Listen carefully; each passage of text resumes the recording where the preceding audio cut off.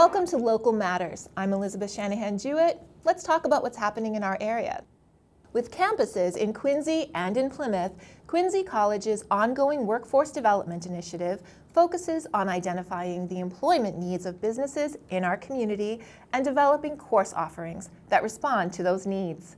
Whenever possible, they pursue grant funding to help offset the costs of these programs for students.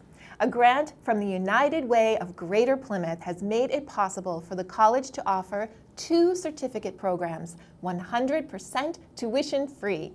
Enrollment is now underway for both a pharmacy technician certificate and an 8-week home health aide certificate, with classes at the Plymouth campus beginning on October 12th. Pharmacy techs and home health aides are in high demand in our area.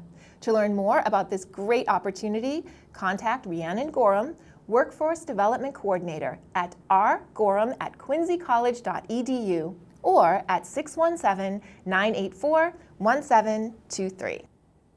Booktober begins at the Duxbury Free Library with an October 5th showing of the PG-13 rated movie Scary Stories to Tell in the Dark. Every Tuesday night in October, bring a lawn chair or blanket to the side lawn for some hair-raising cinema, building up to Halloween.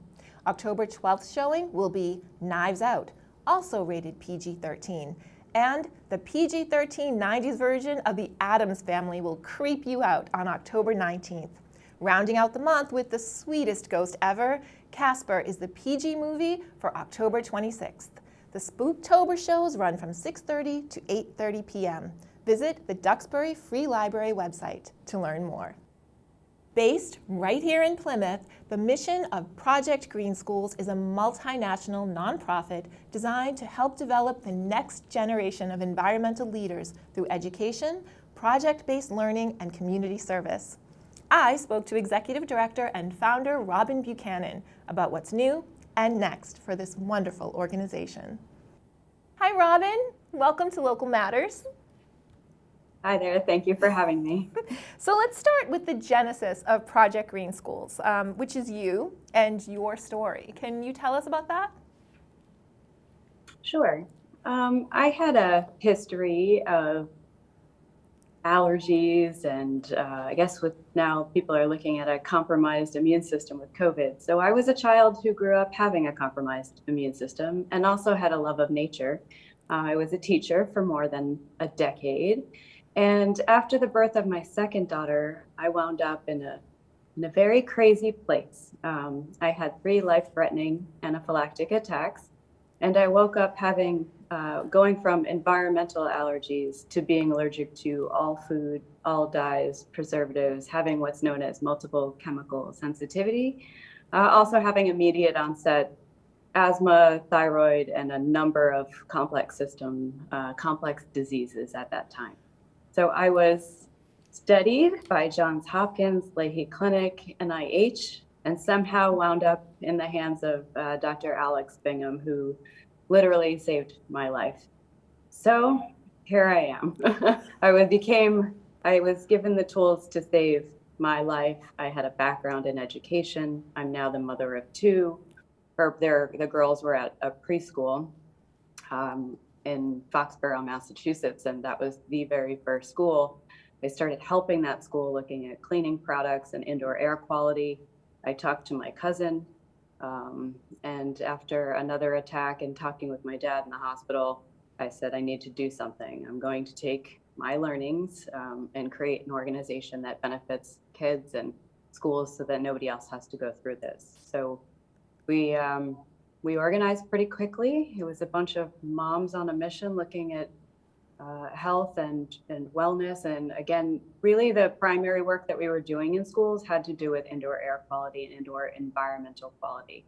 So we originally were looking at cleaning products, mats, things that kids were eating, sanitizers were now useful in COVID in times of mass infection and things like that. But we were actually minimizing the amount of exposure of children to chemicals until their immune systems could develop more fully. So again, it was a wild ride. I got sick. I did almost die. I created the organization to give back what I perceived as much needed environmental health education and to inspire other students. In my past work as a teacher, I ran a theater department and also taught argument and debate. Noticed that students had a powerful voice. And so my work in working with students is very, very present in Project Green Schools. And so we work now to develop the next generation of environmental leaders. And we do that through education, project-based learning, and community service. Probably trailing all over the base, but we did go from something like 1 school to 10 schools to 100 schools. State Representative Jay Barrows is on our board now, on our board of advisors, and he said, how are we going to scale this program? We can't send Robin to 100 schools, 1,000 schools. So our work is now active in 6,500 schools across the United States and in 60 countries.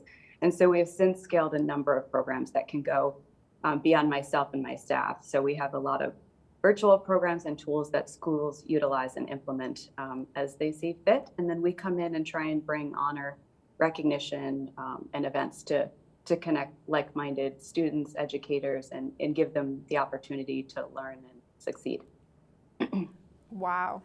So the confluence of your circumstances and experience together with your altruism have created a place for safe education in a very physical way for students. Was there an ignorance of biological safety in schools prior to Project Green Schools?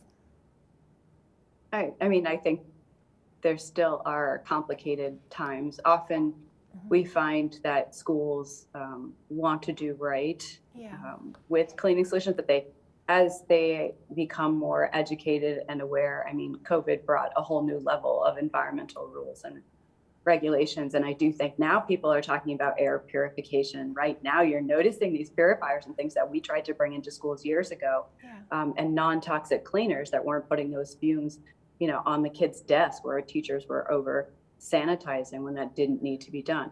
So I think a lot of it is education and awareness, which is where we started. I think there are other school environmental organizations. We did work with US and state and regional EPA offices, but ignorance is one thing. I think it's sort of awareness, and then there are budgetary restraints put on people. So they might say, Robin, I want to change, but we purchase our cleaning chemicals or products in bulk, and I can't turn things over. So we see in cleaning or in cafeteria staff that once a school has gone to bid, you're talking about large schools and large districts, they can't just flip the switch. It's a lot easier, I think, for smaller schools, public schools, or when they don't have sort of that inventory, and then they are forced in a public school situation. Like many of our schools are public schools, but we also work with private schools, charter schools, homeschool. We work with anyone. We're more about education.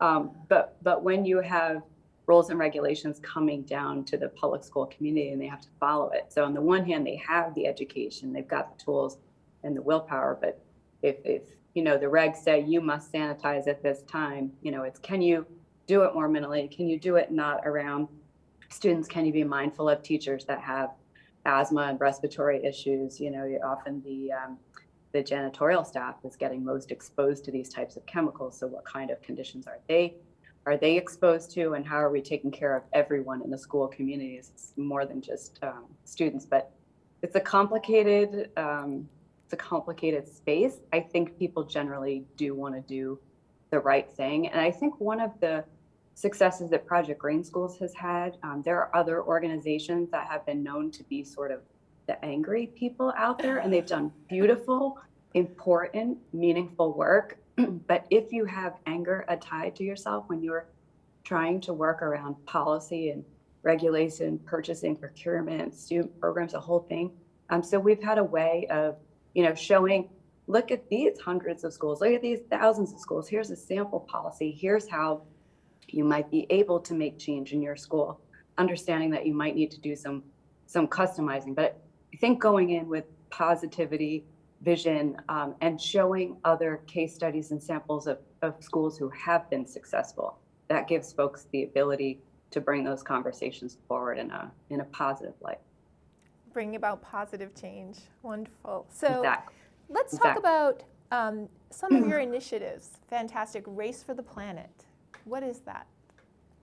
Sure. Race for the Planet is one of our most exciting initiatives.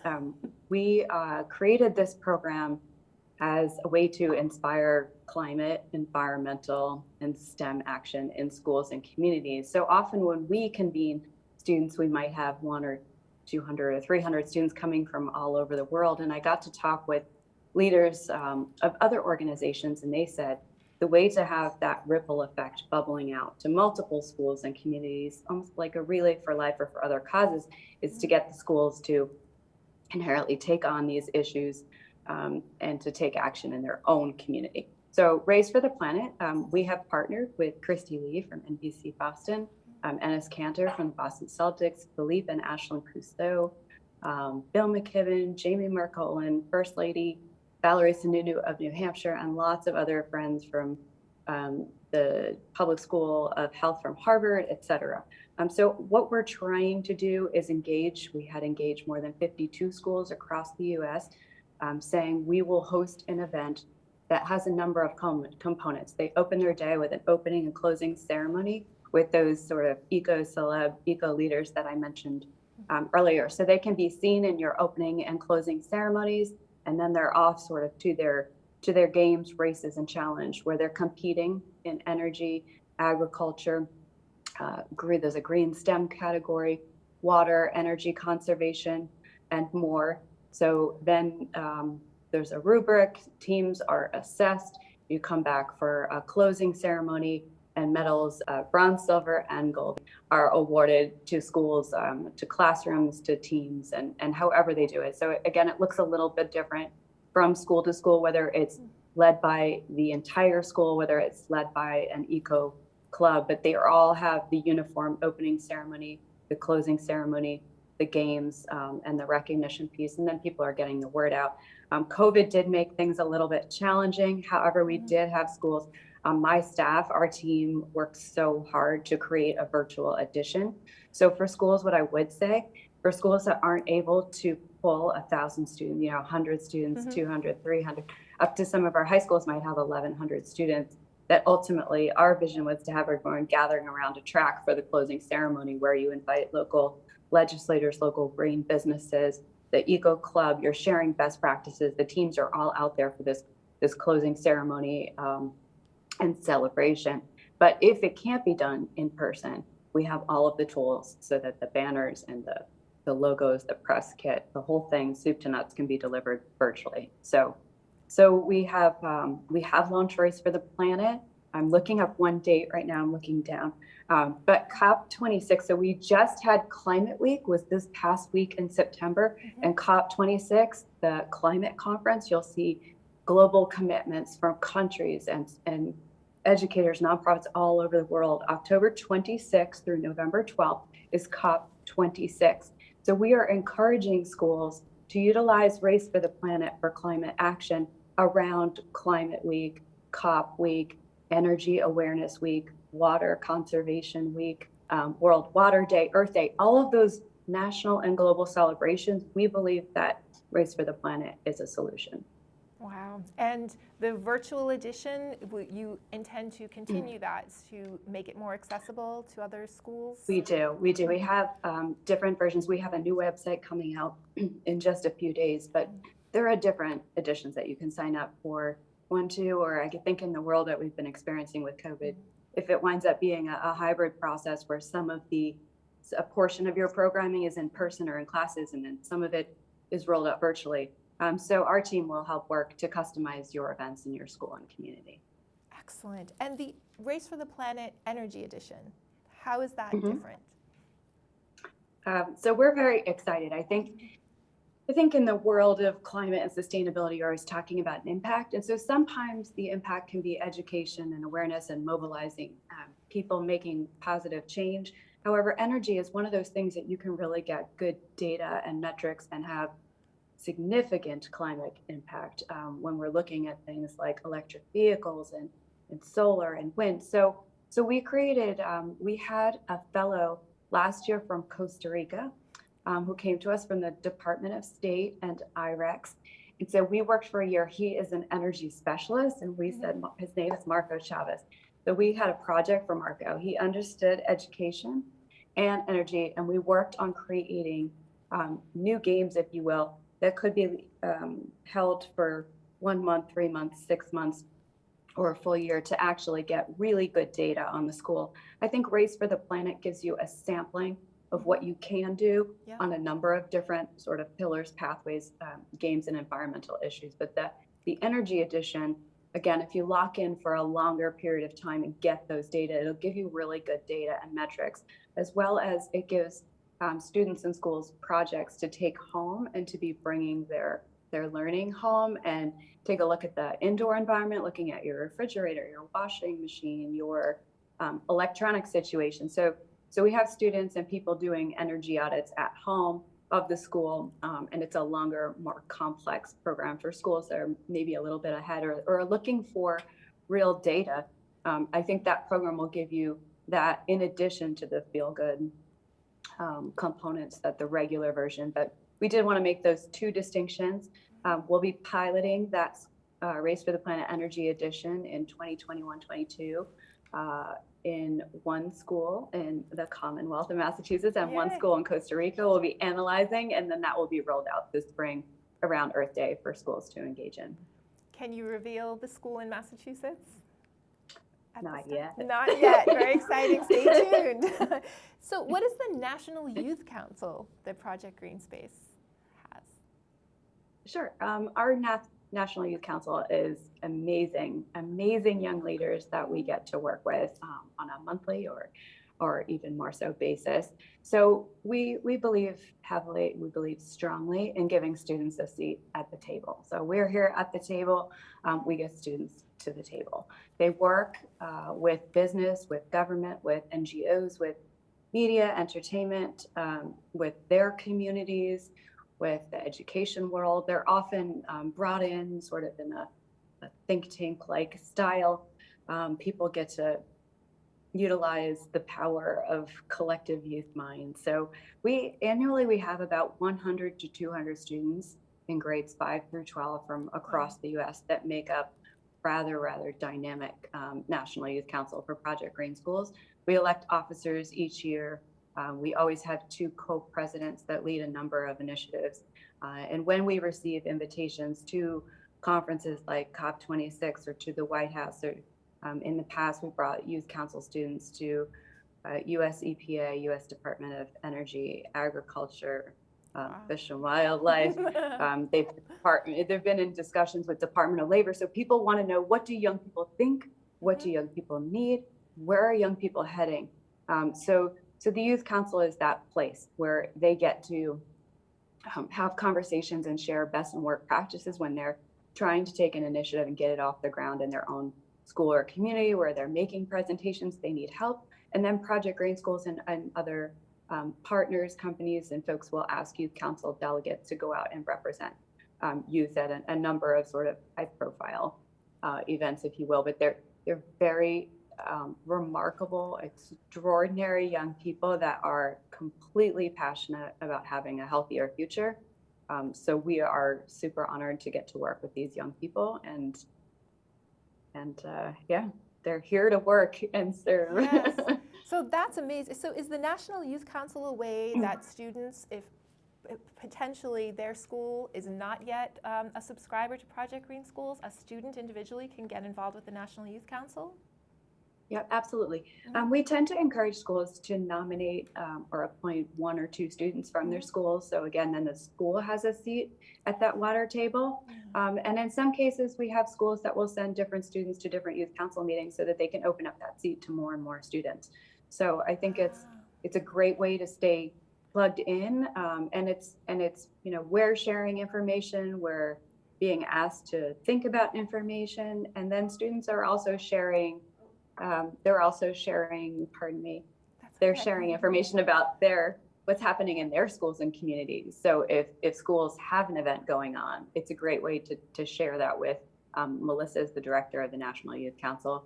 the presidents, and they have social media and are getting things out over, Twitter and Facebook and Instagram. So that community probably reaches about 25,000 people per week. So it's a great way to connect with like-minded folks, to provide opportunities, and members that sit on the council or serve as delegates. Again, it is possible for a teacher to nominate more than one student or to have that rotation. Excellent. And more organizationally, you offer a National Green School Society. Can you tell me about that? Yeah. National Green School Society is our version of an honor society. We've been told by those in education not to call it an honor society, because it is not only for students who are in the top 10 percentile of their school, but rather it brings honor to the environmental student. We've had students for now going on 14 years that do extraordinary things.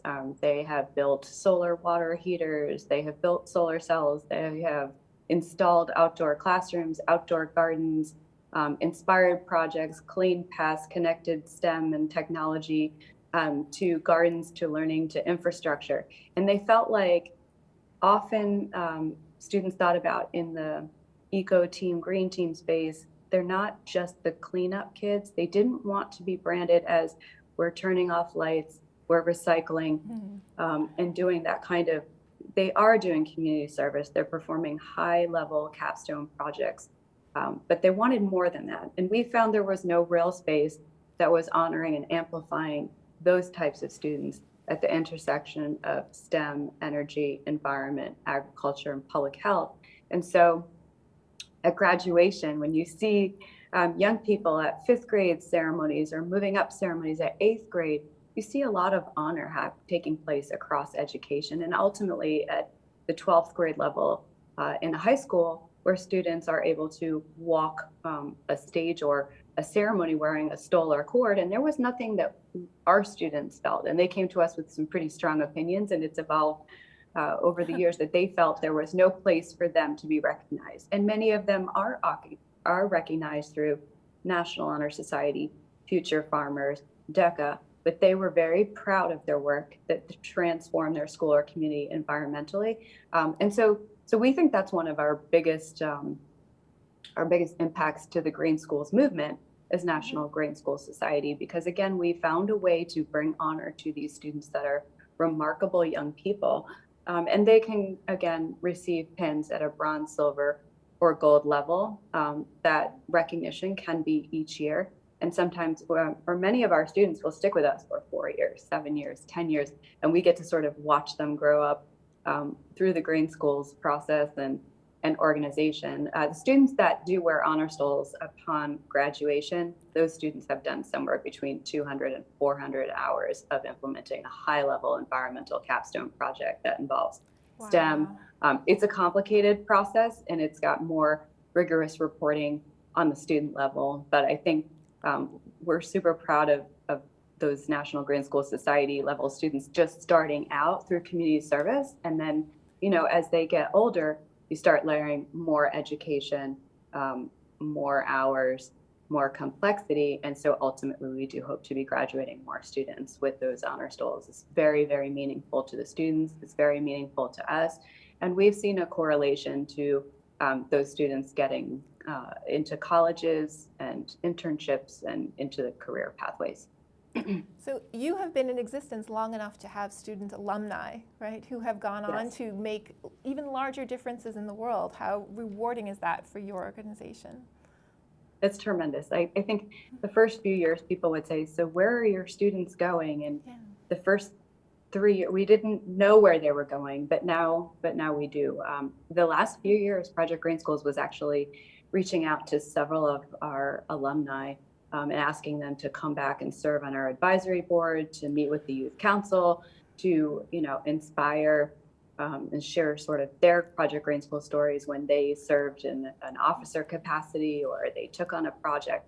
So it's really cool to see things go for full circle. And we have a lot of students staying in the STEM fields.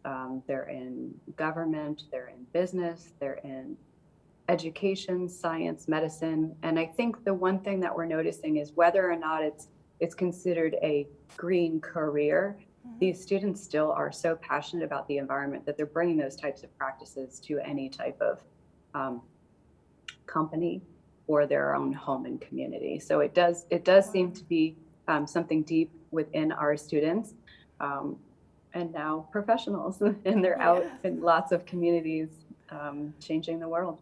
Your ripples are creating waves out there, right? So you have several signature events and happenings coming up. What's new and next upcoming for Project Green Schools?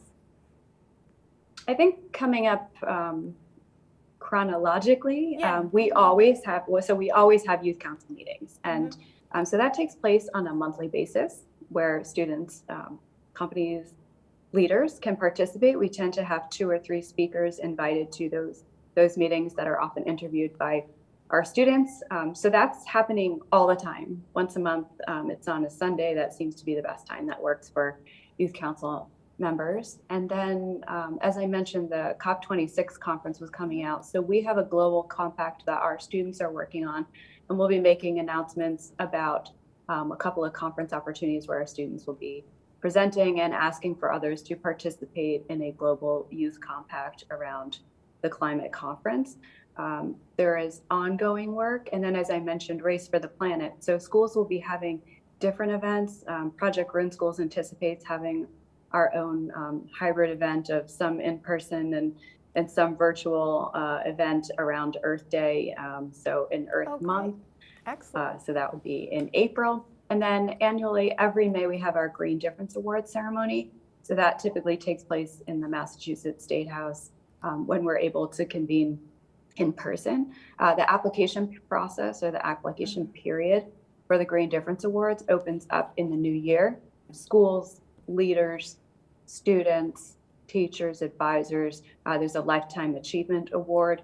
So that's a really awesome ceremony where we bring people together for reception. I think cohorts of honorees, they stay together for many, many years to come and help each other with projects.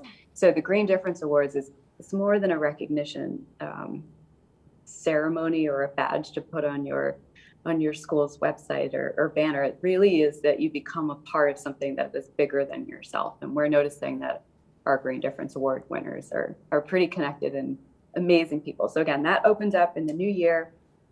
The ceremony is in May, and then we tend to close things out in June, coinciding with the school year, with environmental honors. So students that would be receiving honor stoles, honor pins, recognitions, and scholarships will tend to take place between May or June, or coinciding with when schools are wrapping up their end of year. And lastly, to learn more, we'll direct everyone to the website at www.projectgreenschools.org, right? And they can become subscribers, members, get all kinds of information. Anything else you want to say to wrap this up? No, definitely check out the website. And I think I would say, our ongoing invitation is to become part of the community and join the conversation. We have a pretty active community over Facebook, Twitter, Instagram, and you can connect with myself and board and advisors over LinkedIn as well. So I would say check out the website and please join our community and let us know how we can be of service. Robin Buchanan, thank you so much. Thank you. Take care. Anya Minogue is a world-class performer of the Celtic harp with 16 solo albums to date. Billboard magazine says she has a fragile, lilting voice that wraps around the mostly Gaelic lyrics like a gently windblown satin sheet. A staple of the Irish and Celtic music scene for many years, Anya will appear at the Adams Center in Kingston on October 12th from 6 to 7 p.m. The Celtic harp is a wire-strung triangular frame instrument traditional to Ireland and Scotland.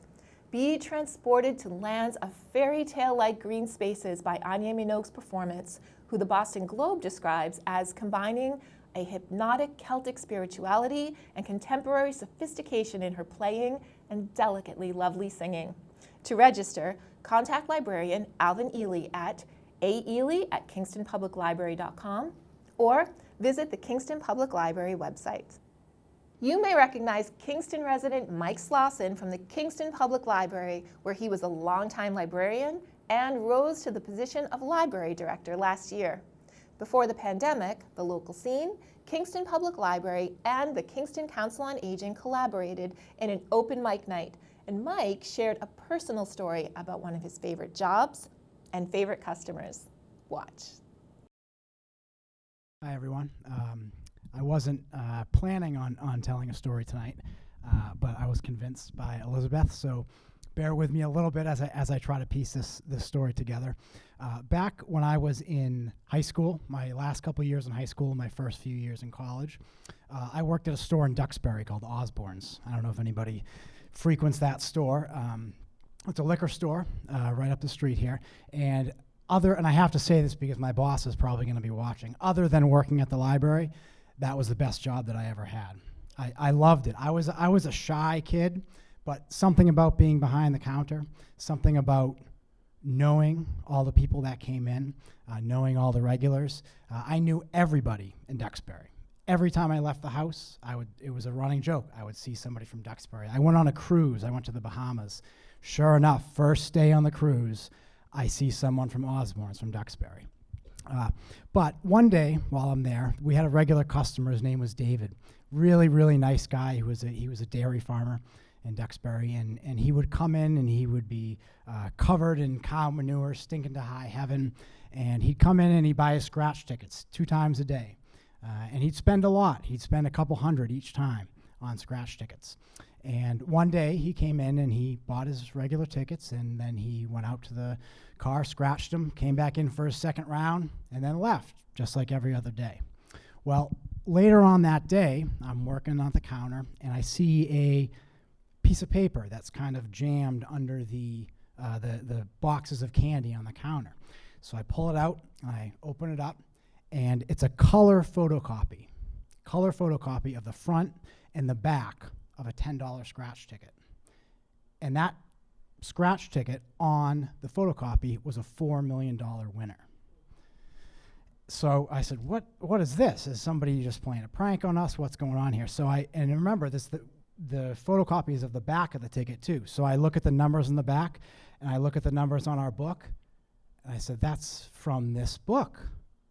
My goodness, who sold this? It went right through my hands. So a couple days later, David comes in and walks up to the counter, and he says, "You recognize this?" And he puts down the ticket on the counter, and there it is, the $4 million winner. And I said, "Oh, David, that's great. Congratulations. That's, I'm so happy for you." And he just kind of took it in stride, said, "Yeah, that's great." And he said, "Here, this is for you." And he had another scratch ticket that he had won $500 on. And that was he played so much that was a couple times a week he'd win $500. So it wasn't a big deal. And he said, "This is for you." And I said, "Oh, David, you don't have to do that." Figuring that he'd say, no, just take it. And then I'd say, "Okay," and I'd take it. Well, that didn't happen. I said, "David, you don't have to do that." And he said, "Okay," and he took it back. And I think I was 19, maybe 20 at the time, and I remember going home and thinking, "Oh, $500! Think of all the things I could have done with it." And it was bothering me. So a couple days later, I see David again, and I said, "David, can I reconsider that $500? And he smiled and he said, "I knew you would." And he had it in his pocket, took it out, and gave it to me right there. And that it didn't really hit me until a few years later that I think he was trying to teach me a lesson. I think he recognized me as someone who was kind of shy and who may not speak up when they want something. And I think he was teaching me that when you want something, say it. The other thing about David that has always stuck with me through the years, he passed away just about a year and a half after he won that $4 million. So I feel like he didn't get to enjoy it as much as he could have. But one thing that always resonated with me was even after he won the $4 million, he still came in covered in cow manure, stinking to high heaven, still worked his job every day on the farm. So David, if you're listening, thank you for the lessons, and I wish you could have had more fun with that $4 million. While Mike remains a Kingston neighbor, he moved into his new role as director of the Plimpton Public Library this summer. We wish our friend well in his new position. 6th Plymouth District Representative Josh Cutler and his legislative aide Cooper Leonard will be available to meet with you at the Duxbury Senior Center drop-in hour on the 2nd and 4th Friday of each month from 9 to 10 a.m. If you'd like to talk about a particular piece of legislation, have a constituent matter, or just want to say hello, mark your calendar for October 8th and 22nd. No appointment needed. With questions, contact the Duxbury Senior Center at 781-934-5774. The 8th annual Krantobra Fest will be held in Middleborough on Saturday, October 9th at the Middleborough Town Hall from noon to 5 p.m. There will be a cranberry bake-off and costume parade with prizes and a Miss Krantobra pageant at 2 p.m. The winner will receive a sash and crown and represent Middleborough tourism at various events throughout the year. The famous alpacas will lead the popular kids' costume parade at 3 p.m. with prizes for first, second, and third place and special categories. This family event presented by the Middleborough Tourism Committee will feature free cranberry games for children all day with food, vendors, and a beer garden to add to the fun. There'll be free admission, free parking, and no fees to participate in the Cranberry Bake-Off, pageant, or costume parade. For more information, visit www.discovermiddleborough.com or call 774-766-6335. Are you a musician who has been craving the opportunity to jam? On October 13th from 6 to 8 p.m., the Pembroke Public Library is hosting 2 musicians of moderate skill level who want to create a space for like-minded musicians to share and play music together. This song circle welcomes all acoustic string instruments, and others can be considered. Music genres include folk, folk rock, pop, indie, singer-songwriter, and others. Bring sheet music with songs you like to play so others can join in. Everyone will have a chance to play a few songs. They'd love to have an idea of how big the song circle will be, so please pre-register by calling Ken at 781-733-2449 or email krp211@gmail.com. The air is getting cooler, which means the holiday gift-making season fast approaches. Join Karina Hines, culinary educator and herbalist at the Plymouth Public Library on October 13th from 6:30 to 8 p.m. Creating holiday gifts, eating seasonally with Botanical Kitchen will be a fun and educational evening when you'll make and take home your own handmade holiday gift masterpiece. Register for this event via the Plymouth Public Library website. A grant from the Plymouth Cultural Council makes it possible for you to enjoy the Ukulele Show with David Maloof at the Plymouth Public Library. On Saturday, October 16th from 2 to 3 p.m., David will demonstrate and explain ukulele types, history, construction, sizes, and tunings, as well as the basics of playing them. Enjoy pop, rock and roll, children's, Beatles songs, and more sung and played on various ukuleles. The latter part of the program will include a play-along. Bring your own ukulele or borrow one at the show. Visit the Plymouth Public Library website to register. And visit pactv.org/thelocalscene for more of what's good and good to know in our area. That wraps this week's episode of Local Matters. From all of us at PACTV, have a happy and safe week. We will see you next time.